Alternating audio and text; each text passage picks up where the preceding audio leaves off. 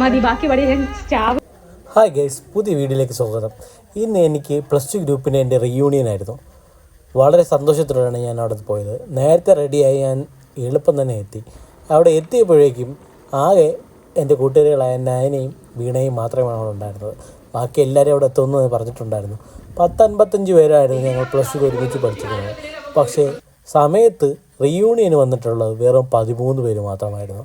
തലേ ദിവസം തന്നെ നേരത്തെ അറിയാവുന്നതുകൊണ്ട് 13 പേർക്കുള്ള ഫുഡ് മാത്രമാണ് നേരത്തെ ഓർഡർ ചെയ്തത്. അതിനിടയിൽ റിഹേഴ്സൽ ചെയ്യുന്ന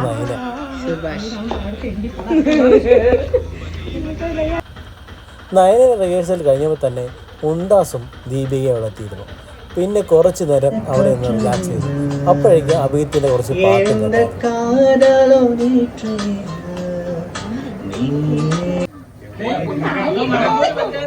അഭിജിത്തിൻ്റെ പാട്ട് കഴിഞ്ഞപ്പോൾ തന്നെ നമ്മുടെ പയ്യന്മാരെല്ലാം ബാക്കി എത്തിയിരുന്നു.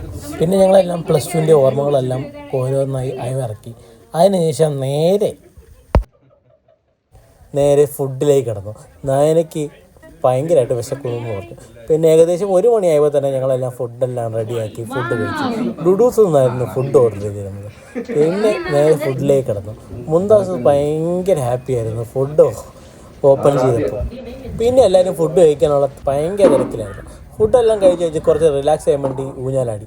കൂടെ ഞാനും അഭിജിത്തിൻ്റെ കൂടെ ജോയിൻ ചെയ്ത് ഞാനും കുറച്ച് നേരം ഊഞ്ഞാലാടി കുറച്ച് കഴിഞ്ഞപ്പോൾ ഫുഡ് കഴിച്ചിട്ട് വന്ന ടീമുകൾ കുറച്ചിട്ടൊന്ന് സൊറ പറയുന്നത് കണ്ടു. അത് ഞാൻ വീഡിയോ എടുക്കുന്ന കണ്ടപ്പോൾ അവർ എൻ്റെ നേരെ നോക്കി. പിന്നെ അവർ കുറച്ച് നേരം ഫോട്ടോ എടുക്കണമെന്നെല്ലാം പറഞ്ഞിരുന്നു. അപ്പോഴേക്കും നമ്മുടെ പയ്യന്മാരവിടെ ഉണ്ടായിരുന്ന കാർഡെടുത്തിട്ട് ചീട്ട് കളിക്കാൻ കഴുത കളിക്കാൻ തുടങ്ങി. കഴുത കളിച്ച് കൊണ്ടിരുന്നപ്പോഴാണ് നമ്മുടെ റാഫി അപ്പോഴേക്കും അവിടെ കടന്നു വന്നത്. പിന്നെ അഭിജിത്തിൻ്റെ കുറച്ച് പാട്ടുകളുണ്ടായിരുന്നു.